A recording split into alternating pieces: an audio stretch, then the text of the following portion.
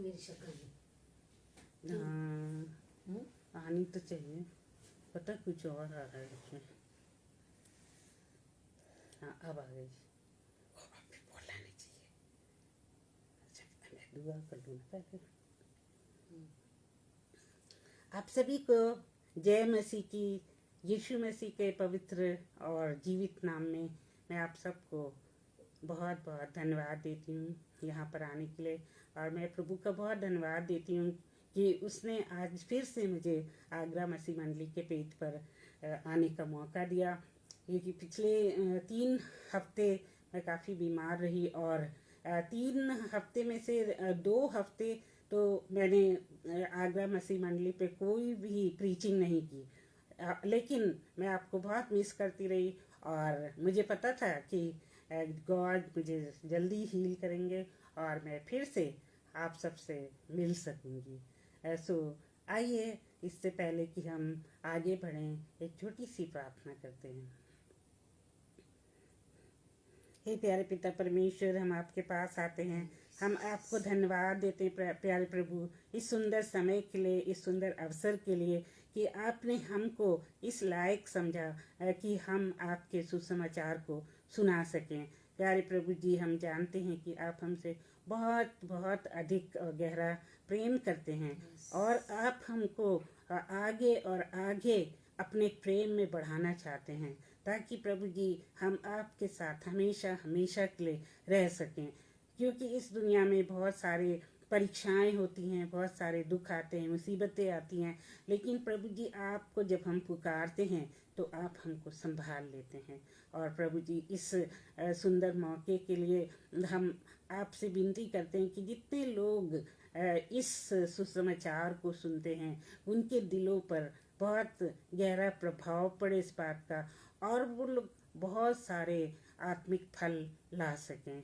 और प्यारे प्रभु जी, जितने लोग बाद में सुनेंगे उनके साथ भी हो और उनको अपनी आशीषों से भरपूर करिए। और हमको अपनी पवित्र आत्मा के जरिए हमें आप बताइए कि हमें क्या बोलना है प्रभु जी, क्योंकि हम एक खाली बर्तन हैं, हमें नहीं पता कि हमें क्या बोलना है। पर प्रभु जी आपके वचन के अनुसार आप ही हमें सिखाते हैं, हम आप ही हमारी ज़बान खुलवाते हैं कि हमें क्या बोलना होता है। तो प्यारे प्रभु जी, हम आपका एक बार फिर से धन्यवाद करते हैं और हम इस विनती को अपने प्यारे प्रभु यीशु मसीह के नाम में मांग लेते हैं और इस विनती को सुनने के लिए हम आपका धन्यवाद करते हैं। आमीन। आमीन। आज बहुत अच्छा दिन है, बहुत खुशी का दिन है कि हमारे साथ एक और बहन जुड़ी हैं जो कि आगरा मसीह मंडली पर अक्सर आकर वो प्रचारों को सुनती हैं और वो बहुत ही तन मन धन से उन प्रचारों का जो है अनुसरण करती हैं और उनको बहुत अच्छा लगता है। तो आप गेस करिए, उनका नाम है सिस्टर सुषमा मसीह। तो सिस्टर सुषमा मसीह आज हमारे साथ हैं। तो मैं होप करती हूँ कि आप हमें देख सकेंगे और दोनों को देख सकेंगे, तो थोड़ा सा इधर उधर होना पड़ेगा।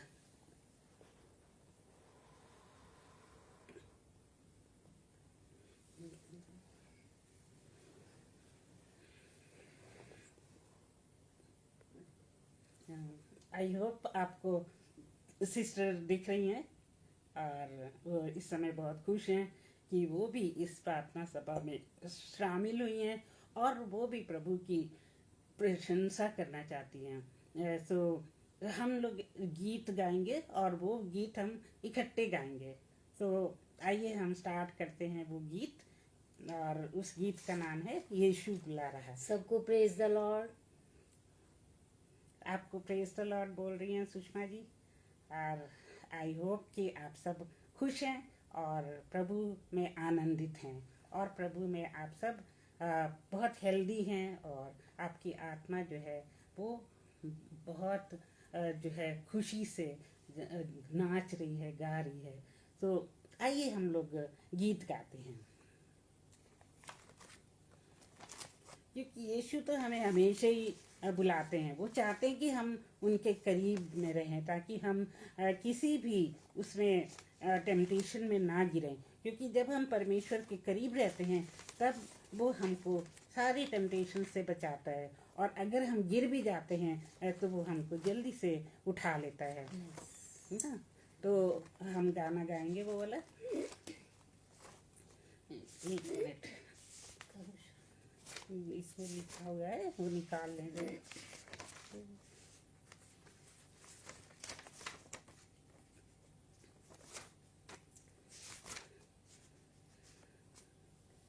ये भी नहीं है। This is the one. Okay, this is the one. Yeshu बुला रहा, यीशु बुला रहा, तेरा नाम ले लेकर तुझे यीशु बुला रहा, यीशु बुला रहा, यीशु बुला रहा, तेरा नाम ले लेकर तुझे यीशु बुला रहा। क्या पाएगा तू जीत कर इस दुनिया को, क्या लाभ होगा खोकर आत्मा को, क्या पाएगा तू जीत कर इस दुनिया को, क्या लाभ होगा खोकर आत्मा को। तू आजा यीशु के पास, तुझे यीशु बुला रहा, तू आजा यीशु के पास, तुझे यीशु बुला रहा, यीशु बुला रहा,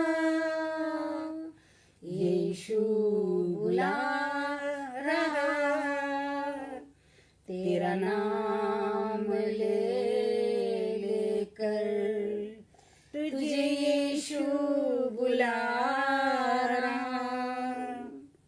चोर आया चोरी करने, घात हत्या करने, यीशु आया जीवन देने, बहुतायत का जीवन देने। चोर आया चोरी करने, घात हत्या करने, यीशु आया जीवन देने, बहुतायत का जीवन देने। तू आजा यीशु के पास, तुझे यीशु बुला रहा, तू आजा यीशु के पास, तुझे यीशु बुला रहा, यीशु बुला रहा, यीशु बुला रहा, तेरा नाम ले लेकर तुझे यीशु बुला रहा, तेरा नाम ले लेकर तुझे यीशु बुला रहा। Hallelujah, hallelujah, praise the Lord.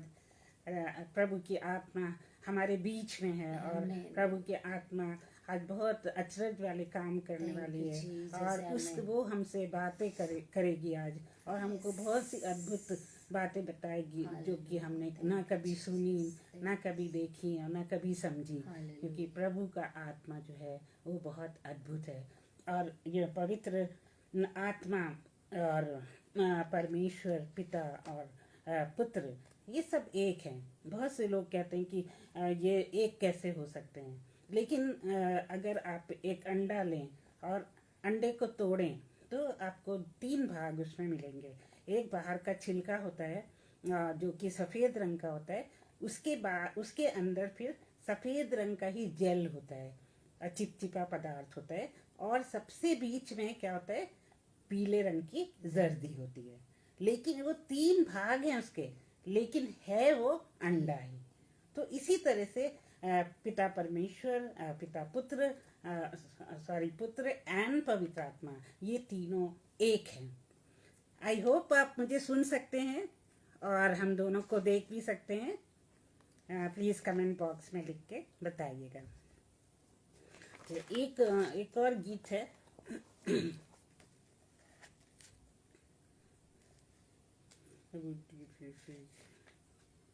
ये वाला है ना,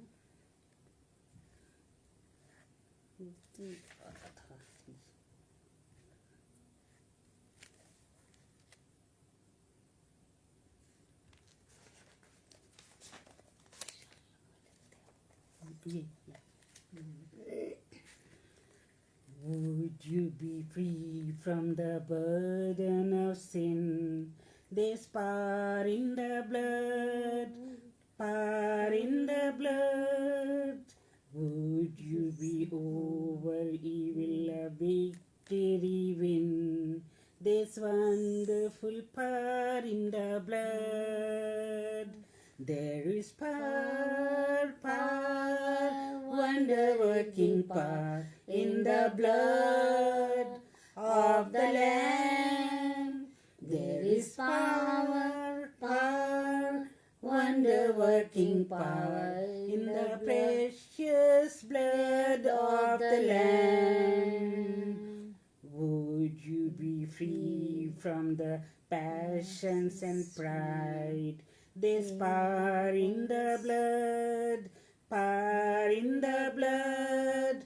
Come for a cleansing to Calvary's side. There's wonderful power in the blood. There is power, wonder-working power in the blood of the Lamb. There is power, wonder-working power in the precious blood of the Lamb. Would you be whiter than a snow? Then there's power in the blood, power in the blood. There is power, wonder-working power in the blood of the Lamb.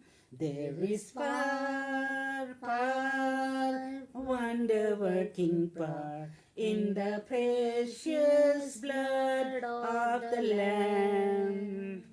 So मनुष्य जब इस दुनिया में आया, जब परमेश्वर ने उसको बनाया और इस दुनिया में भेजा, तो मनुष्य की जो प्रवृत्ति थी, उसका जो नेचर था, वो पाप की तरफ ज़्यादा था, और वो परमेश्वर की आज्ञाओं को ना मानकर पाप पे पाप वो करता चला जाता था। और उसका पाप, जैसे मनुष्य का पाप पहले लोग सोचते थे कि किसी जानवर की बलि चढ़ाने से माफ़ हो जाते हैं, लेकिन ऐसा नहीं हुआ। और फिर परमेश्वर ने अपने बेटे को इस दुनिया में भेजा ताकि उसके लहू बहाने से हम अपने पापों से शुद्ध हों और हमें अनंत जीवन मिले और हम परमेश्वर के पास सदैव के लिए रह सकें। तो हालेलुया, प्रेज द लॉर्ड। तो आज हम एक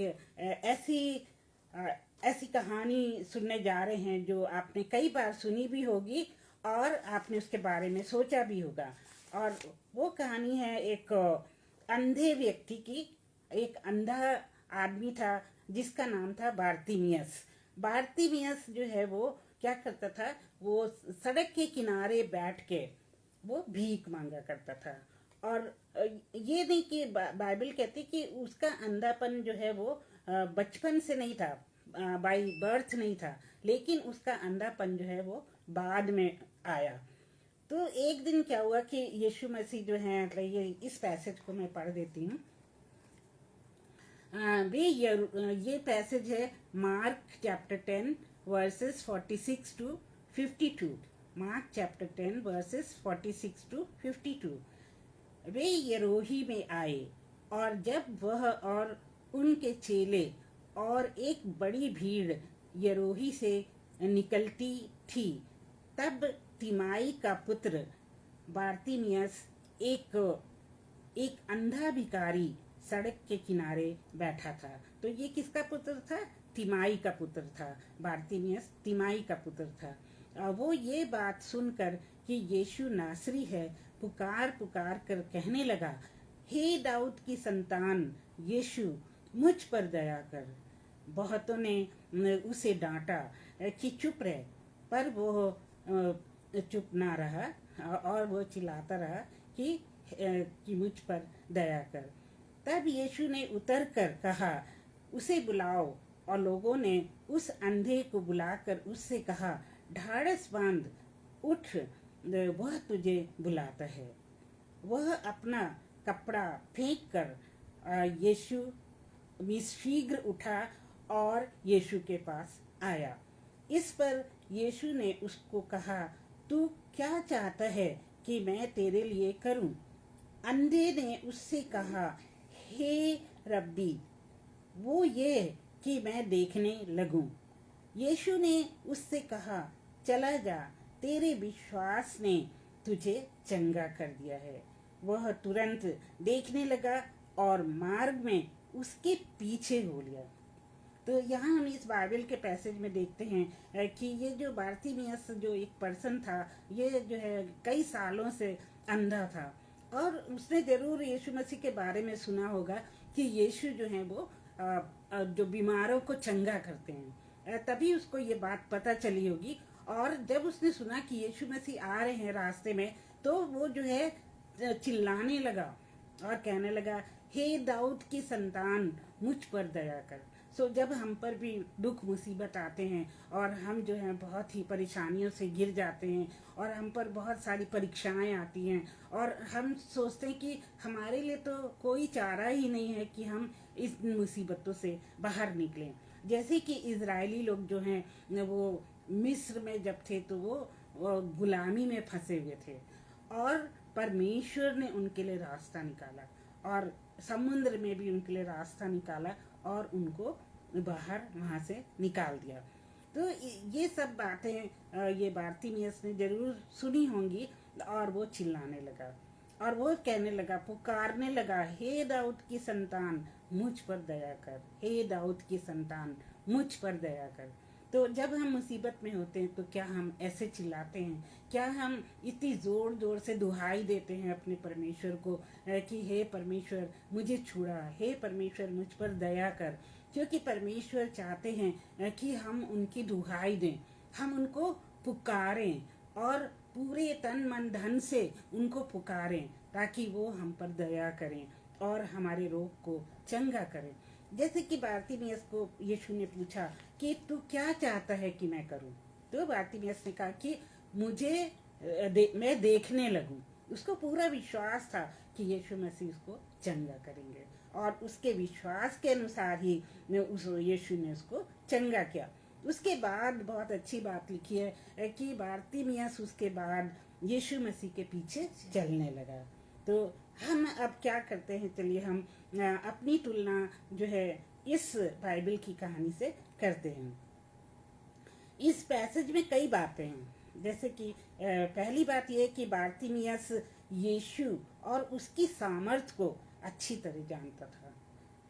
क्यों वो जानता था? क्योंकि उसने जगह जगह जो चमत्कार यीशु कर रहे थे उनके बारे में सुना होगा, और देश में कहीं कहीं जो चमत्कार हो रहे थे, बीमार चंगे हो रहे थे, और लोग जो हैं जीवित हो रहे थे, मुर्दे जीवित हो रहे थे। और भारती में इसने ये सब सुना तो उसके अंदर एक आशा जगी और उसने सोचा कि यीशु मुझे भी चंगा कर सकता है।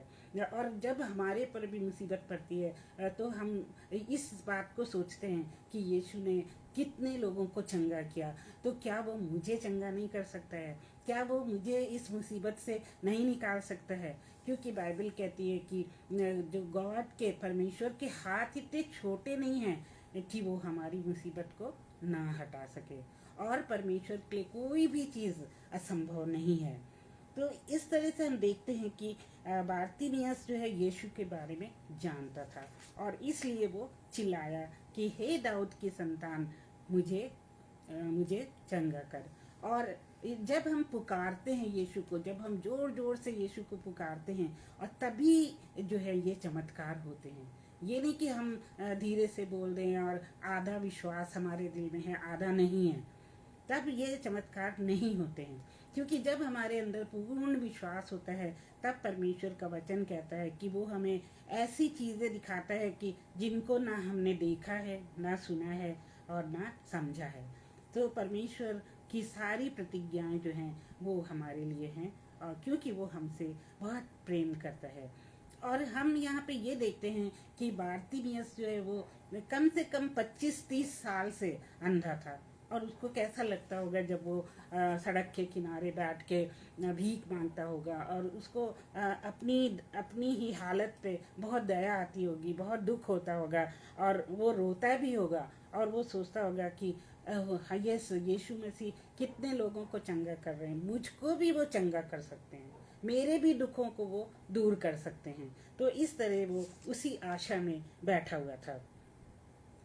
कभी कभी क्या होता है कि हमारे जीवन में हमें इंतज़ार की घड़ियां जो हैं गिननी पड़ती हैं। हमारे इंतज़ार की घड़ियां जो हैं वो बढ़ जाती हैं। कभी कभी हम सोचते हैं कि हो सकता है कि हम एक बार प्रार्थना करें और परमेश्वर सुन ले और हमें चंगाई दे दे, या हमें मुसीबत से निकाल ले। अब देखिए, ये बात जैसे मेरे मन में आ रही है कि यीशु मसीह उस समय परमेश्वर पिता ने क्या किया कि मिस्र से यहूदियों को निकालने के लिए क्या किया, उनको जंगल में से वो ले गया, और उसके बीच कितने साल बीत गए, 40 साल बीत गए।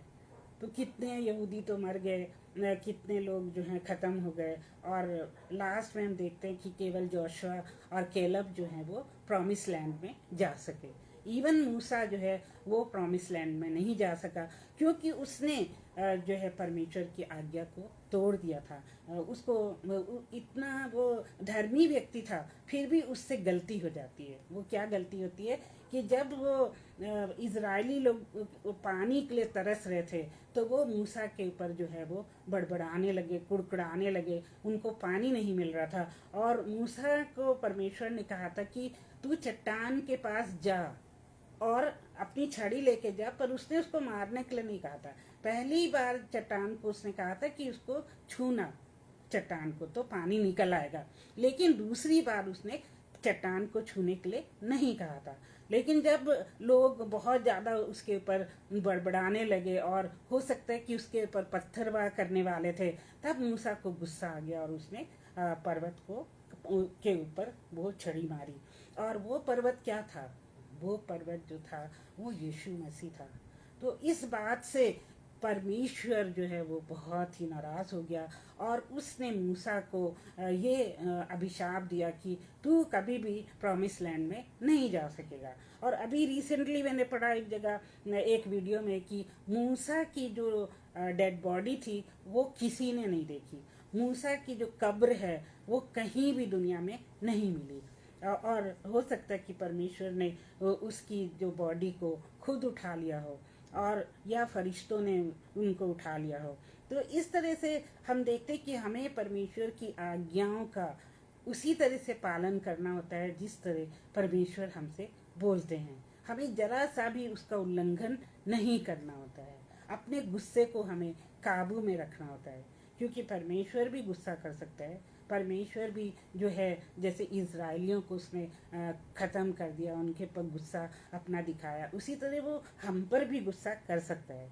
तो ये सारी बातें जो हैं ये हमारे ऊपर भी लागू होती हैं। और परमेश्वर ने उनको रास्ता दिखाया लाल समुंदर से पार होने के लिए। सो हालेलुया, प्रेज द लॉर्ड। फिर हम देखते हैं कि कौन और किसने किसने इंतज़ार किया। बहुत से लोग जो बाइबल में हैं, बाइबल के पात्र हैं, उन लोगों ने परमेश्वर के कार्य का इंतज़ार किया। जैसे कि सबसे पहले क्या है, एक स्त्री के बारे में लिखा है कि उसका नाम हन्ना था। और वो हन्ना जो है वो कई सालों से जो है वो रो रही थी, परमेश्वर से मांग रही थी कि मुझे एक संतान दे दे। और वो कितना अपमान अपनी सौतन से वो सहती थी। और एक दिन परमेश्वर ने उसकी प्रार्थना को सुन लिया और उसको एक बेटा दे दिया। लेकिन हन्ना ने फिर क्या किया कि अपने उसी बेटे को परमेश्वर की सेवा में लगा दिया। तो जब परमेश्वर हमें कुछ देता है, हमारी दुआओं को सुन लेता है, तो क्या हम अपनी वो चीज़ जो हमें बहुत प्रिय है, क्या हम परमेश्वर को दे देते हैं? नहीं, ऐसा बहुत कम होता है। जैसे कि इब्राहिम ने इसहाक को परमेश्वर को देने के लिए पहाड़ी पे ले गया, क्योंकि इसहाक जो उसका ओनली बच्चा था, जो कि 100 साल की उम्र के बाद पैदा हुआ था। पर वो जो था इब्राहिम, वो खुदा का भक्त था और वो उसकी किसी भी आज्ञा को तोड़ना नहीं चाहता था। तो आप यहाँ देखते हैं कि इस कितना वेट किया उसने। इब्राहिम ने 100 साल वेट किया। और उसकी जो पत्नी थी वो भी 98 ईयर्स की थी। तो एक नेचुरल वे में तो उनको बच्चा नहीं हो सकता था। और वो जो है हंसी भी, जो ये इब्राहिम की पत्नी सारा हंसी, क्योंकि उसको पता था कि ये नेचुरल वे में तो इस उम्र में हमें क्या बेबी होगा। उसने परमेश्वर पे विश्वास नहीं किया, लेकिन फिर भी परमेश्वर ने अपनी प्रतिज्ञा पूरी करी और उनको एक बेटा दिया। और इसी तरह से हम दाऊद की लाइफ में देखते हैं कि दाऊद जो है उसने कई साल तक वेट किया कि उसको राजपाट जो है मिल जाए, क्योंकि जो शाऊल था वो दुष्ट राजा था और वो उसको राजपाट देना नहीं चाहता था। लेकिन 15 साल के इंतज़ार के बाद उसको इज़राइल का राज्य मिल गया। तो इससे हमें पता लगता है कि हमारा इंतज़ार जो है एक दिन फल लाता है। अगर हम बीच में ही विचलित हो जाते हैं, बीच में निराश हो जाते हैं और हम सोचते हैं कि अब तो वो टाइम चला गया, अब परमेश्वर क्या अपनी प्रतिज्ञा को पूरी करेगा, तो उसमें क्या होता है कि परमेश्वर भी जो है वो दुखी हो जाता है कि इस मेरी संतान ने मेरे ऊपर विश्वास नहीं किया। और वो बाइबल कहती है कि धन्य हैं वो जिन्होंने मुझे देख के विश्वास किया, और धन्य हैं वो जिन्होंने मुझे नहीं देखा और विश्वास किया। तो इस तरह मेरे प्रियो हमें परमेश्वर पे विश्वास करना है। और इसी तरह से एक और वो एग्जाम्पल है, उदाहरण है लाजर का। लाजर कितने दिन कब्र में रहा? 4 दिन कब्र में रहा। और मार्था और मरियम उसकी बहनें जो हैं वो यीशु का इंतज़ार करती रहीं जब वो बीमार था। लेकिन जब वो मर गया, उनकी सारी आशाएं खत्म हो गई, तब यीशु आए और यीशु ने उसको लाजर को फिर से जिलाया। तो उन्होंने भी क्या किया, 4 दिन इंतज़ार किया, जबकि वो सोच रहे थे कि ये तो लाश अब सड़ गई होगी। लेकिन उन प्रभु यीशु मसीह ने उन पर दया की, क्योंकि वो दयालु प्रभु है, वो सब पर दया करने वाला प्रभु है। जैसे एक माँ अपने बच्चे को तसल्ली देती है, वैसे ही प्रभु भी जो है हमें तसल्ली देता है और हमारे दुख को वो दूर करता है। इसी तरह से जब ये दुष्ट आत्माओं से ग्रस्त एक लड़का था जिसके अंदर 6000 दुष्ट आत्माएं थीं। और जब प्रभु यीशु मसीह वहाँ गए, उन्होंने पूछा कि तेरा नाम क्या है? तो उसने बोला मेरा नाम सेना है, क्योंकि सेना जो है वो मीन्स बहुत बड़ी भीड़ है, बहुत सारे लोग हैं। तो क्योंकि उसमें 6000 दुष्ट आत्माएं थी, तो परमेश्वर ने उन सब दुष्ट आत्माओं को निकाल दिया और उसको चंगाई दी। और वो लड़का जो है प्रभु के पीछे चलना चाहता था, लेकिन परमेश्वर ने उससे कहा कि नहीं, तू यहीं पे रहेगा और यहीं पर इस चंगाई वाली बात को सबको बताएगा, ताकि तेरा जो सुसमाचार सुनकर तेरी गवाही सुन के बहुत से लोग जो हैं वो परमेश्वर के राज्य में आएं और बच जाएं। तो हर एक के लिए प्रभु का डिफरेंट प्लान होता है। किसी को तो वो दूर भेज देता है, किसी को उसी जगह पे रखता है। ये सब कुछ परमेश्वर का प्लान है। तो हमें परमेश्वर से पूछना चाहिए कि परमेश्वर तू क्या चाहता है। और हम एक बहुत अच्छा एग्जाम्पल बता सकते हैं जोसेफ का। जोसेफ जब छोटे ही था तभी उसके भाइयों ने उसको बेच दिया और वो मिस्र में उसने बहुत यातनाएं सही। लेकिन जब वो जवान हो गया, बड़ा हो गया, तो वो मिस्र का क्या बन गया, प्रधानमंत्री बन गया। तो आप देखिए उसके भी वेटिंग का और उसके इंतज़ार करने का उसको कितना बड़ा फल मिला। सो क्या हम उसके जैसे वेट कर सकते हैं? क्या हम वेट करते हैं कि हमें ये बीमारी है या हमारे पास पैसे नहीं हैं या हमारा घर जो है उजड़ गया है, तो क्या ये दोबारा रिस्टोर हो सकता है? यस, हो सकता है, क्योंकि प्रभु जो है वो हर चीज़ को दोबारा दे सकता है। जैसे कि आपने देखा कि किसके जीवन में ऐसे हुआ था, जोब के जीवन में उसका सब कुछ छिन गया था। लेकिन जब उसने कभी भी परमेश्वर को कुछ बुरा नहीं कहा, उसने कहा परमेश्वर ने दिया था और परमेश्वर ने ही ले लिया, उसका नाम धन्य हो। तो कितना महान वो व्यक्ति था। और जब उसके ऊपर से शैतान की आजमाइश चली गई तो परमेश्वर ने हर चीज़ उसको दुगनी और तिगनी करके दी। तो इस तरह से इंसान का जो विश्वास है वो उसको बनाए रखता है। चाहे वो पूरा उजड़ भी जाए, परमेश्वर उसको फिर से उठा देता है। तो मेरे प्रिय भाइयों, बहनों, बच्चों, आप सब परमेश्वर पे विश्वास करो। और ये आजकल की बातों में मत खो जाओ कि आजकल ऐसी बातें नहीं होती हैं। ये शुरू से होती आई हैं और होती रहेंगी। और एक बात और हमने तीसरी बात क्या देखी कि ये जो बारतिमियस था, इसने क्या किया, अपना कपड़ा पीछे फेंक दिया। मतलब वो इतना उत्तेजित हो गया कि अब तो प्रभु यीशु मसीह जो है उसने मुझे बुला लिया है, और उसने अपना कपड़ा क्या किया, पीछे फेंक दिया। क्योंकि प्रभु ये चाहते हैं कि जब हमारे अंदर बहुत सी चीज़ें, बहुत सी बुराइयां, बहुत से पाप, बहुत से अंधकार, बहुत से डाउट्स भरे हुए हैं, तो हम उसको अपने ऊपर से हटा दें। क्योंकि जब हम वो चीज़ें हटाएंगे तभी परमेश्वर की दया हम पर आएगी, तभी परमेश्वर अपना प्रेम हमें दिखा सकेंगे। सो हमें अपने पुराने जीवन को त्याग देना है, अपना जो पुराना मनुष्यत्व है उसको त्याग देना है और प्रभु की राहों पर चलना है। तभी प्रभु जो है हमारे ऊपर दया करेंगे और करते रहेंगे। तो इधर हमने इसका मतलब देखा है कि उसका जो कपड़ा फेंकने का क्या मतलब था, क्योंकि वो बहुत ही गंदा था, बहुत ही सालों से वो पहने हुए था, और उसको पाप से जो है उसकी तुलना करी गई है। और एक और बात है जो कि हिस्ट्री में बताई जाती है कि ये जो कपड़ा है ये इनको सरकार की तरफ से मिलता था, और सरकार इनको ये क्लोक जो है, वो कोट इसलिए देती थी कि लोग जो है पहचान जाएं कि ये व्यक्ति जो है वो भिखारी है, और वो उसको चंदा दें, उसको उसकी मदद करें। तो उन दिनों में ऐसा हुआ करता था। तो अब तो इसको पता था बारतिमियस को कि अब तो मैं अंधा नहीं रहूँगा और मैं ठीक हो जाऊँगा। उसने वो कपड़ा फेंक दिया। तो एक अंधे व्यक्ति से आप पूछिए कि उसको कैसा लगता है। एक अंधा व्यक्ति जो है वो कैसे अपना जीवन बिताता है।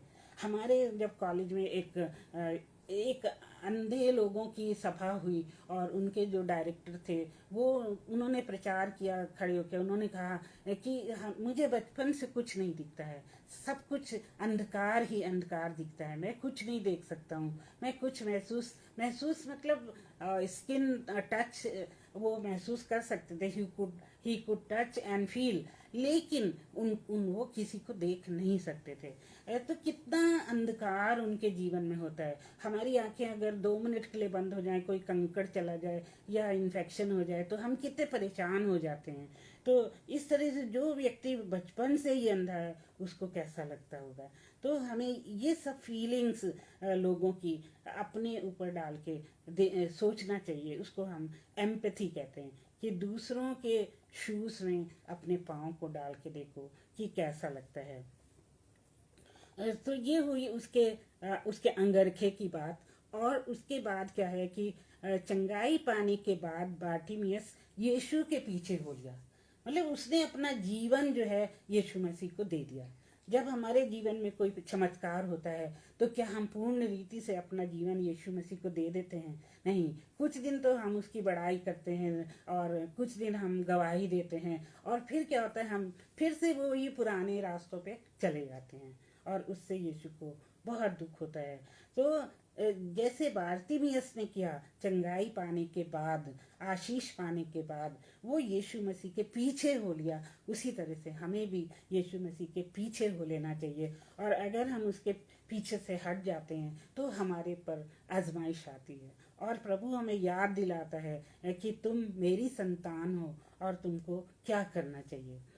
तो वेटिंग जो है, प्रतीक्षा हमें सिखाती है, डिसिप्लिन सिखाती है कि हमारे जीवन में नियम कैसे लागू करने चाहिए। और वो नियम तभी लागू होते हैं जब हम इंतज़ार करते हैं, जब हम पर मुसीबतें आती हैं। जैसे कि वो उसकी स्टोरी बताई थी ना उकाब की, कि उकाब अपने बच्चों को कैसे ट्रेनिंग देती है। वो उनको क्या करती है, पहले तो बहुत प्यार करती, खाना खिलाती, फिर थोड़ा सा बच्चे बड़े हो जाते हैं तो वो उनको नीचे फेंक देती है कि वो उकाब जो हैं वो उड़ना सीखें। लेकिन जब उकाब के बच्चे गिरने लगते हैं तो वो जल्दी से उड़ के आती है और उनको अपने पंखों पे ले लेती। उसी तरह से परमेश्वर हमको सिखाना चाहता है, बहुत कुछ सिखाना चाहता है। तो हम हर बात जो है वो शैतान पे ना डाल दें कि शैतान ने ये किया, शैतान ने वो किया, क्योंकि हमारा जो पिता परमेश्वर वो भी हमको सिखाना चाहता है कई तरीकों से। तो मेरे प्रियो, मुझे उम्मीद है कि ये मैसेज आप सबको अच्छा लगा होगा और इस मैसेज से आप सबको बहुत ज़्यादा आशीष मिली होगी। और मैं चाहती हूँ कि हम सब इंतज़ार करें यीशु मसीह का, उसकी बड़ाइयाँ करें, उन्होंने जो हमारे पर उपकार किए हैं उनकी गवाहियाँ दें और उसका हर समय धन्यवाद दें, ताकि यीशु जो है वो हमसे प्रसन्न रहे। तो ये तो हो गई फिज़िकल हीलिंग की बात। अभी टाइम मेरे ख्याल से कम है, तो हम बताना चाहते थे कि एक आत्मिक अंधकार भी होता है, आत्मिक अंधापन भी होता है, जिसमें परमेश्वर को इंसान देख नहीं सकता है और परमेश्वर की अच्छाइयों को वो नहीं देख सकता है। वो होता है उसका आत्मिक अंधकार। और उसकी जो आत्मा है वो जो है परमेश्वर पे विश्वास नहीं करती है। और ऐसे लोग आपको पता है कि कहाँ जाते हैं। और परमेश्वर जो है उसने सारे जगत से प्यार किया, उस सारे जगत के हर एक मनुष्य को बचाना चाहता है। सो आत्मिक उद्धार के बारे में हम फिर कभी बात करेंगे, क्योंकि आज इसको ख़त्म नहीं कर पाएंगे। और मैं बहुत आप सबका शुक्रिया अदा करती हूँ कि आप सबने इतने ध्यान से सुना और ये सुंदर सुंदर कमेंट्स के लिए हम आपका बहुत धन्यवाद देते हैं। और मैं स्पेशली धन्यवाद देना चाहती हूँ कि आप सब ने मेरे लिए इतनी प्रार्थनाएं करी और मुझे मैसेजेस भी लिखे। और मैं बहुत ज़्यादा इस बात से प्रसन्न हूँ कि आपका प्रेम मेरे लिए हमेशा बना रहता है और प्रभु आपके भी साथ हो, आप सबको आशीष दे। और जब तक हम नेक्स्ट मंडे को ना मिलें तब तक के लिए परमेश्वर हमारे साथ हो और उसकी दया हम पर बनी रहे। सो एक बार फिर से मैं जय मसीह की कहती हूँ और आप सबका शुक्रिया अदा करती हूँ। और मैं शुक्रिया अदा करती हूँ अपनी बहन सुषमा जी का भी, कि वो पूरे समय हमारे साथ रहीं। तो आइए हम प्रार्थना करें और ये प्रार्थना सुषमा जी करेंगे क्लोजिंग प्रेयर में। हालेलुया, धन्यवाद धन्यवाद धन्यवाद करते हैं महान पिता अपने आज के वचन के लिए प्रभु जी, जो आपकी दासी ने स्वर्गीय पिता आज दिया प्रभु जी। महान पिता अपनी दासी को बहुत ऐसे आशीषित करना प्रभु जी, और जिस पेज से किया प्रभु जी, भाई अनुपम को प्रभु जी, सिस्टर शबनम को भी आपके भीतर हाथों में सौंप देती हूँ। अपने दासी को आप इस्तेमाल कर रहे हैं प्रभु जी, इसके लिए भी आपका लाख लाख धन्यवाद करती हूँ।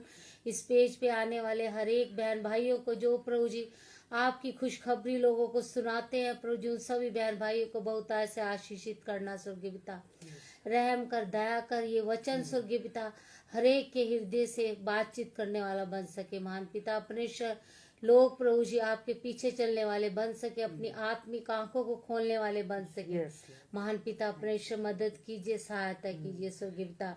और स्वर्गीय पिता वचन के द्वारा एक एक से बोल और बातचीत करना, पवित्र आत्मा के द्वारा अगुवाई करना। महान पिता अपने जिन लोगों ने सुना है प्रभु जी, जो बाद में सुनेंगे उन्हें भी आपके हाथों में सौंप देते हैं। Yes Lord. स्वर्गीय पिता उनकी भी सहायता करना प्रभु जी, अपनी दासी को बहुत ऐसे आशीषित करना। आपने उन्हें चंगाई दी प्रभु जी, इसी प्रकार से हमेशा स्वर्गीय पिता आपके वचन को प्रभु जी बोलती रहे, आपके वचन को दुनिया में फैलाती रहे। स्वर्गीय पिता सहायता कर अपना अनुग्रह फजल दे। Thank you. सारी आदर महिमा आपके पवित्र नाम को देती हूँ। धन्यवाद करती हूँ कि आपने प्रार्थना को सुन लिया। ये सब कुछ अपने उद्धार करता प्रभु यीशु मसीह के नाम से मांगती हूँ, आमेन। आमीन आमीन आमीन। सबको जय मसीह की। एक बार फिर से जय मसीह की। Okay bye, good night. Good night.